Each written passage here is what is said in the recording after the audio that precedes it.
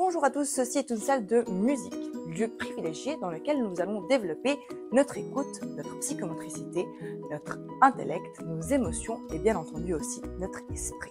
C'est pour cela qu'il est important de prendre soin de cette salle et d'adopter un comportement qui va favoriser l'élévation de la pensée. Nous allons donc venir ici avec les mains déjà lavées ou désinfectées. Nous allons entrer dans le calme et ensuite nous allons nous placer d'abord sur les chaises qui sont en face du piano, et une fois que celles-ci sont occupées, on va occuper les chaises qui sont sur les côtés. Durant ce cours, nous allons avoir plusieurs types d'activités.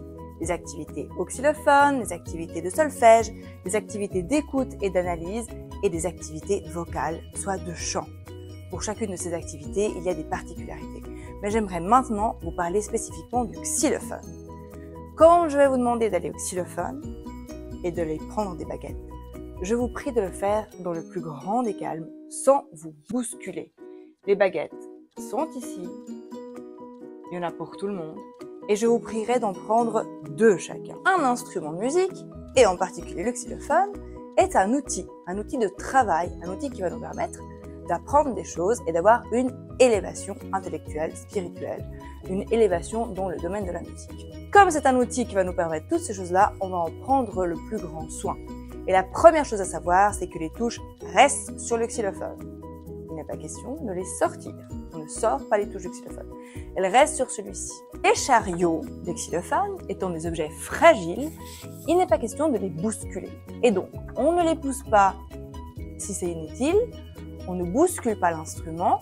Évidemment, on ne peut pas s'appuyer dessus et on ne l'utilise pas comme une table pour poser dessus l'agenda, le sac à dos, la veste, etc. Ce n'est pas un porte-manteau non plus, donc on va les laisser tels quels. Parlons maintenant du jeu. On joue du xylophone avec 2 baguettes. C'est aussi absurde de jouer avec une seule baguette que de marcher toute la journée qu'avec un seul pied. Exactement. Quand on joue du xylophone, c'est comme quand on marche, on met une baguette après l'autre, comme on mettrait un pied après l'autre. Les baguettes n'ont pas d'ailes.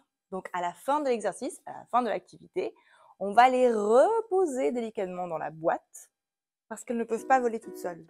Dernière particularité de notre salle de musique, ce mur est en bois et il est sur des rails. Il est amovible afin d'agrandir la salle. Si on s'appuie contre ce mur, eh bien celui-ci sort de ses rails et après c'est très compliqué de le remettre. Donc on ne s'appuie pas, il tient tout seul et vous aussi. Même chose de l'autre côté. Le mur blanc de l'autre côté n'est pas sur des rails. Par contre, il est blanc. Alors si on met les pieds dessus, eh bien les traces de pieds restent marquées sur le mur. Et ensuite, on n'a plus envie de venir travailler dans une salle qui est dégueulasse. À ce propos, le sol de cette salle de musique reste tout le temps propre. Parce que parfois, on a envie de s'asseoir par terre ou bien même de faire une méditation et de s'y coucher. Et par conséquent, il n'est pas question de laisser des petits papiers, des papiers de bonbons ou autres saletés sur le sol de la salle. Dans le cas où il y a une saleté, on prend le balai et on passe un petit coup avant de partir. Afin que chacun puisse bénéficier du meilleur cadre pour apprendre la musique, j'ai mis tous ces points par écrit. Si vous avez envie de reconsulter la feuille, eh bien demandez-la moi car je l'ai imprimée. Si vous avez des questions, n'hésitez pas à me les poser. Et dans tous les cas, je me réjouis infiniment de faire de la musique avec vous et de vous retrouver dès le premier cours pour élever nos esprits.